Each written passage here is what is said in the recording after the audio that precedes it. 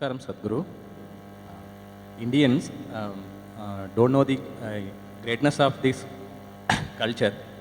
How to bring back the pride, Sadhguru? I think one thing we have to do is rewrite a more responsible history of what has happened in this land for a long time. Not in the last 3,000 years, not in the 1400 years.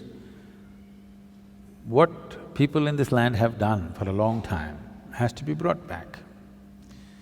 In other countries, people are studying this. If you go to… there are Lebanese people, if you study in a school in Lebanon, you will read about how Indian workers, Indian sculptors, Indian elephants, Indian yogis came and built a Phoenician temple 4,300 years ago in Lebanon, which is called as Baalbek, which is a phenomenal temple. 4,300 years ago, some of the foundation stones are over 300 tons and there is no granite in Lebanon. They transported it all the way from Egypt, across the canal and up the mountain and put it up there. Indian elephants, workers and sculptors worked. The proof, there is enough proof, but one proof is visually hanging there is lotuses in the ceiling. Indian sculptor has to put a lotus wherever he goes. Where would a Lebanese sculptor have seen a lotus? Obviously there are no lotuses there. So, how many Indian children forget about children, how many Indian grown-ups have heard about this? No. The Tamil kings went and built Angkor Thom and Angkor Wat in Cambodia. Angkor Thom is the largest religious building on this planet. The intricacy and the engineering, the sheer design and engineering of how these temples are built, if you go and see, you will feel proud of being a human being. Because if human beings can think something like this 1,000 years ago and manifest it, it is too much. This was done by the Tamil kings, most of the work done by probably the Tamil labor. From first standard to 12th standard, does any Tamil child even read a line about this in their history book? No. We only read how we were conquered, raped, looted, beaten by other people. Then if there is no pride, why would you want to recreate it? You need to understand this. A culture or a nation is just an idea. When human beings take this on as an identity, attach some pride to it, it burns through one's mind and into his heart. Now he wants to protect it, rise it, keep it clean, keep it wonderful. If you do not build pride into it, then people will want to avoid it. Everybody will want to avoid it. Now, whatever you think is most successful in the world, you will want to imitate that. Today, our idea of success has become purely economic, not aesthetic, it is not intelligence that we value, it is not wisdom that we value, it is not beauty or aesthetics that we value, it is not spiritual attainments that we value. Who is the big man in Coimbatore, if I ask? People will only name the richest man in the town.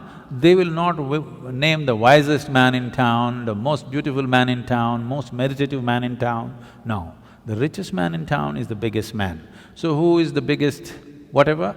Whichever is the richest nation, whichever is the richest culture, power and money have become the highest goals, which itself is a very rudimentary way of looking at life.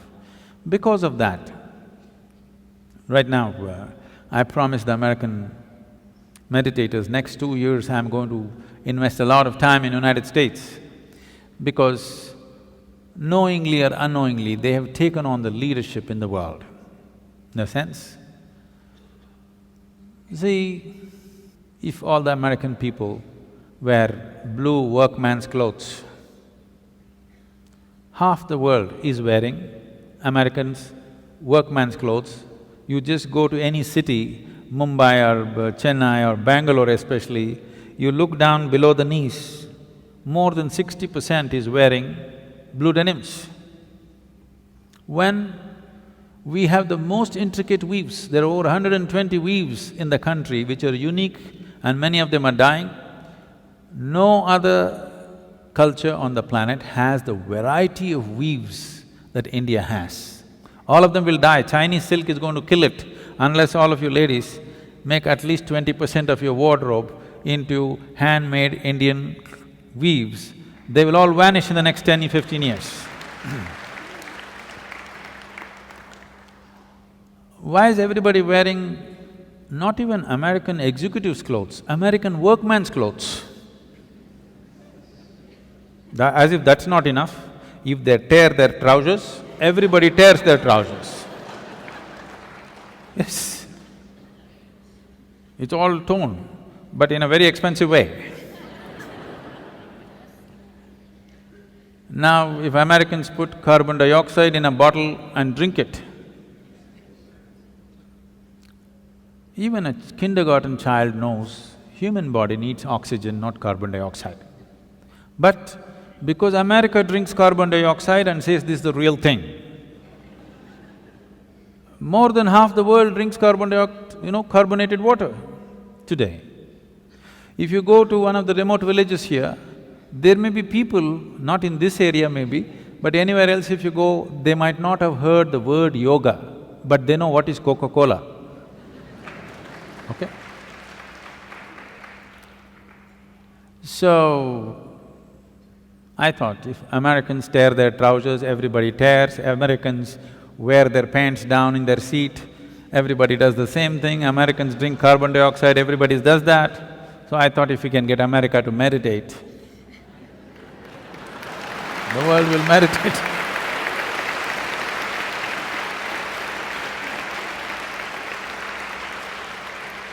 So, we are doing a little bit of a big push in the next 2 years in the United States. We want America to meditate.